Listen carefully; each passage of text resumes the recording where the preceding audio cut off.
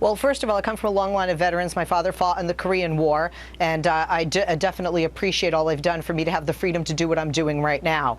I honestly, before the government shut down, Sean, it was stated that the federal monuments throughout this nation, the federal and national parks throughout this nation, would be closed. The barricades, as I understand, were there to protect, whether it was the Jefferson Monument, the Lincoln Memorial, the World War II Memorial, from vandals and from vandalism. You saw signs that said this is closed. This is not spitting in the face of the veterans. Quite frankly, I think it's spitting in the face of the veterans that we have 8,000 people at the VA out of work, half of which are veterans. More police, Michelle Fields, yes, to guard them, to keep them closed than what the normal amount of police that would be there to keep the thing open, which tells me like turning off their satellite TV for guys out in the field that are fighting for our freedoms, and shutting down commissaries and shutting down memorials and getting rid of death benefits.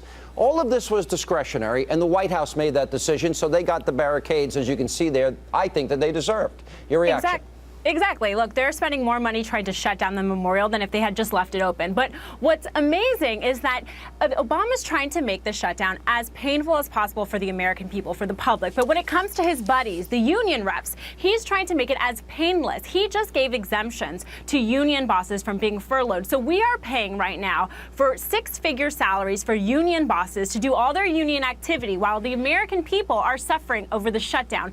And what this president is doing is he's using veterans in his political game in order to score points, and he's hurting the American people. Yeah. You know, Leslie, one of the things, I was watching the media coverage on this weekend, and there was, the Tea Party has done a really good job of policing themselves over the years. They clean up after themselves. If people have radical signs, they are asked to leave. And I know the people that have organized events and have asked people to leave in the past. So the media, rather than focusing on all of those veterans, and you can look at the pictures and see 99% veterans, they focus on one guy with a Confederate flag and one guy that says Obama should put down his Quran.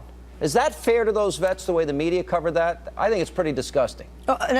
Well, no question. It depends which network you watch. However, I've got to say, guys, that I really don't have a lot of respect for people that break the law, whether they fought for our country or not. Wow. They're above that. They're better than that. Our veterans. And quite frankly, what about, where is the outrage? This is the People's Memorial. Michelle, where is the outrage? Where is the outrage by Cruz and Lee? Where is the outrage by Cruz and Lee and Palin about all the disability benefits that are backlogged due to the government shutdown? Well, the 4,000 of 8,000 veterans workers that are veterans that are out of work. That outrage I would listen to. House Republicans put forth a bill that would reinstate all of that, that would fund the parks, and it was the Senate Democrats who rejected it. Was it not? No. Was it not? Did the House Republicans put forth the bill? They did.